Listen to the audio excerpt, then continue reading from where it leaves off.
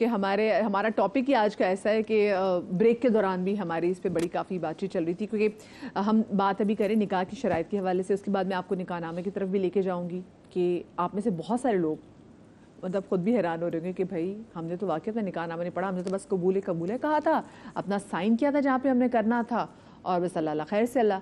لیکن آج میں آپ کو بتاؤں گی کہ آپ کے نکاح نامے میں کیا کیا چیزیں تھیں، آپ نے کیا کیا رائٹس نہیں لیے اور کون سے رائٹس آپ کو نہیں دیے گئے۔ اچھا، بریک پر جانے سے پہلے میں چاہتی ہوں آپ اپنی شرائط کمپلیٹ کر لیں پھر تاکہ میں عائشہ کے پاس بھی آؤں۔ جی، تو اس میں بنیادی شرائط تو ایجاب اور قبول ہے کہ لڑکی ایجاب کرتی ہے اور لڑکا اس کو قبول کرتا ہے، آفر ایکسیپٹنس ہو جاتی ہے۔ اور دوسری اس میں شرائط میں مہر کے، اگر مہر نہ بھی مقرر کیا گیا ہو تو مہر اس میں واجب ہو جاتا ہے، وہ مہر مثل کہلاتا ہے، کہ یعنی اس کی ہم عمر لڑکیاں جتنی بھی ہوں اس کے جو خاندان میں جو اس کا مہر طے ہوتا ہے اتنا مہر اس کا متعین ہو جاتا ہے۔ فقہ حنفی میں کم از کم جو ہے وہ 10 درہم وہ اس کی مہر کی مقدار بنتی ہے، کم از کم 10 درہم کہ وہ اس کے برابر اس کی مہر ہو۔ باقی صحابہ کرام میں انگوٹھی کا بھی وزن ثابت ہے کہ انگوٹھی کو عوض نکاح کر دیا گیا۔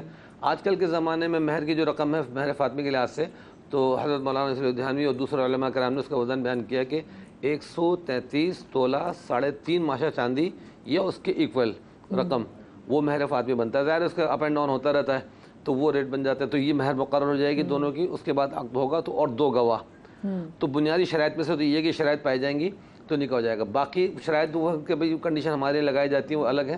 ایک علامہ صاحب نے جو بات کہی تھی دینداری کو دیکھنا زیادہ اہم ہے، تو دینداری کے ساتھ ساتھ میں نے کہا کہ دینداری بالکل فرسٹ پریورٹی پہ ہو، لیکن دینداری میں بھی دیکھیں ایک مزاج جو ہے نا وہ دینداری کو نہیں تبدیل کرتا۔ بسا اوقات ہوتا ہے مزاج بہت ٹیڑھا کھڑا ہے، بندہ دیندار ہے، نمازیں بہت پڑھ رہا ہے، لیکن گھر میں اتنا بد مزاج ہے کہ اس کی جو زوجہ اس کی شکل دیکھ کے خوفزدہ ہو جاتی ہے، تو ایسا بھی ہے۔ اور بہت سے ایسے ہیں کہ سارے دیندار ایسے نہیں، ماشاءاللہ اکثر دینداروں کا مشہور ہے کہ ان کی بیویاں ان کی فیملی ان سے بڑے خوش ہوتی ہے الحمدللہ۔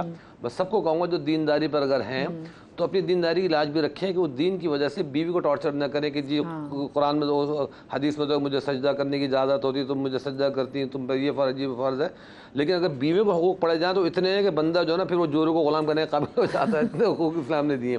تو یہ بنیادی شرائط میں سے یہ ہے۔ سر یہ خواتین کو آج آپ کی بات بہت اچھی لگی کیونکہ بہت سارے ایسے حقوق جو ادا نہیں کیے جاتے ہیں۔ مہر کے حوالے سے جو عمران بھائی نے بات کی تھی، تو اگر میں پاک بیویوں کی پاک ہستیوں کے حوالے سے بات کروں تو ان کو کتنا ویسے مہر ملا تھا اس ٹائم پہ؟ بسم اللہ الرحمن الرحیم، اللہم صلی علی محمد وعلی آل محمد۔ صحیح مسلم کی جو حدیث ہمیں بتاتی ہے وہ قریباً 500 درہم، اور اس زمانے میں اگر ہم اس زمانے کی بات کریں اور اس زمانے کے سونے کی اگر ہم بات کریں، گولڈ کی، کیونکہ چاندی کی جو ویلیو ہے وہ ویلیو نہیں ہے، کیونکہ ایک خاتون جو آپ کے نکاح میں آ رہی ہے اس کی اتنی اہمیت بنتی ہے کہ وہ فائنینشلی اسٹرانگ ہو جائے نا، وہ یہاں سے بھی اسٹرانگ ہوگی، وہ اپنے ماں باپ کے گھر سے بھی اسٹرانگ ہو، تو مہر کی رقم اس کی عزت نفس کے لیے مقرر کی گئی ہے تاکہ مشکل حالات میں یہ مہر کی رقم اسے مل سکے۔ تو اس زمانے کی اگر ہم بات کریں تو قریباً 19.5 تولہ سونا کی رقم بنتی تھی اس زمانے میں، جو نبی اکرم صلی اللہ علیہ وآلہ وسلم نے اپنی تمام ازواج مطہرات کو دیا ہے،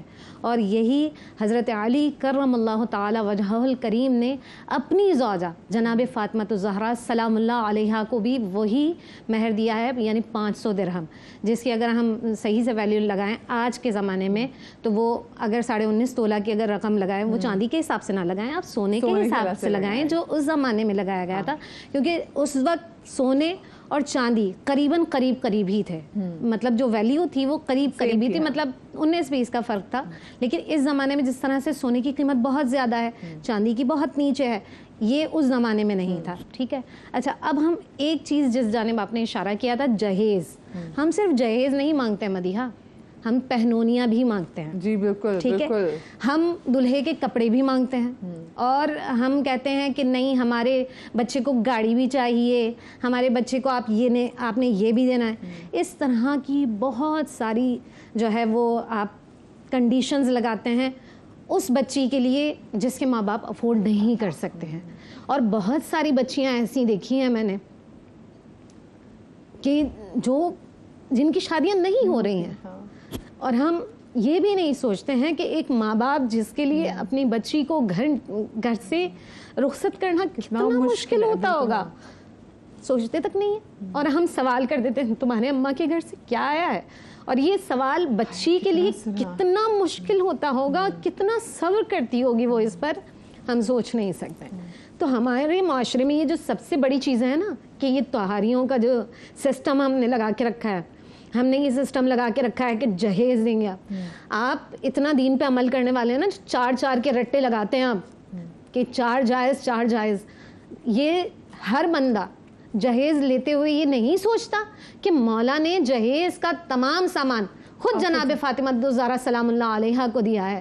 نفقہ جو ہے وہ مرد پر واجب ہے, عورت پر واجب نہیں ہے. کیا یہ باتیں ہمیں سمجھ میں نہیں آتی ہیں؟ ایک سنت پر تو آپ اتنی بات کرتے ہیں, جو واجبات ہیں آپ اس پر بات کیوں نہیں کرتے ہیں؟ جہاں پہ حق تلف کیا جاتا ہے سامنے والے کا, سامنے والے کی عزت نفس کو چوٹ پہنچائی جاتی ہے, اس پر آپ خاموش ہو جاتے ہیں. تو یہ جو جہیز لینا, یہ پہنونیوں کی جو ڈیمانڈز ہیں, یہ جو کپڑے مانگتے ہیں آپ, اور پھر آپ کسی بچی کو تحفہ دیتے ہیں, جہیز تحفتاً آپ نے دیا, اپنی بہو کو سیٹ دیا, آپ واپس لے لیتے ہیں یہ کہہ کر کہ نہیں تم تو حفاظت کر نہیں سکتی ہو. تو جب وہ حفاظت کرنے کی ایبل نہیں تھی تو آپ شادی کر کے لائے کیسے اسے اپنے گھر؟ ویسے میں نا ہم اس یہ جہیز خود اتنا ایک بڑا ٹاپک ہے, ہم اس پہ بہت بڑا ٹاپک ہے, ہم اس پہ شو بھی کریں گے اور جو لوگوں کے مسئلے مسائل سامنے بھی رکھیں گے. ابھی ایک سوال جو میں نے آپ سے شو کے آغاز میں بھی کیا تھا کہ کیا آپ نے اپنا نکاح نامہ پڑھا ہے؟ ہم نے لوگوں سے پوچھا, لوگوں کا کیا جواب تھا, آپ کو سنواتی ہوں. نکاح نامہ پڑھا تھا؟ نکاح نامہ پڑھا تھا. نکاح نامہ نہیں. نکاح نامہ پڑھا تھا ہم نے. نکاح نامہ پڑھا تھا آپ نے؟ جی تقریباً پڑھا ہی تھا. کیا شرائط تھی؟ کوئی خاص شرائط نہیں تھی, جو ہمارے والدین نے رکھی تھی وہی تھی. شادی سے پہلے نکاح نامہ پڑھا تھا؟ جی پڑھا تھا بالکل. آئی تھنک وہ جو کٹی ہوئی ہے وہ مجھے یاد ہے, کیونکہ وہ مجھے آپشن تھا کہ بلا بیوی کی اجازت کے بغیر شوہر دوسری شادی کر سکتے ہیں, اور مطلب وداؤٹ پرمیشن آپ ڈیورس بھی کر سکتے ہیں. یہ سارے وہ کٹے ہوئے ہوتے ہیں کالمس, تو وہ میں نے چینج کروائے تھے. نکاح نامہ پڑھا تھا آپ نے؟ جی وہ غیر مجدد تھا, مطلب وہ جو لکھا جاتا ہے قاری صاحب لکھ کے دیتے ہیں, بس کوئی تھا. شادی سے پہلے نکاح نامہ پڑھا تھا آپ نے؟ جی. شادی سے پہلے نکاح نامہ پڑھا تھا آپ نے؟ جی ہاں بالکل. نہیں پڑھا آپ نے نکاح نامہ, کوئی مسئلہ نہیں. ہم نے آپ کے سامنے جو آپ کے پورا نکاح نامہ ہے اس کو اسکین کر کے یہاں پہ لگا لیا, ٹھیک ہے. اس میں پہلے تو لکھا ہوا جی کہ وارڈ کا نام, ٹاؤن, یونین, آف کورس جو بھی اس کا نام ہوگا. اس کے بعد ہے کہ تحصیل, تھانہ اور ضلع, اس کی حدود بھی اس میں آ جاتی ہے جس میں شادی وقوع پذیر ہو رہی ہے. پھر دوسری امپورٹنٹ چیز وہ ہے کہ دلہا اور اس کے والد کا نام, ماں ان کی سکونت بالترتیب.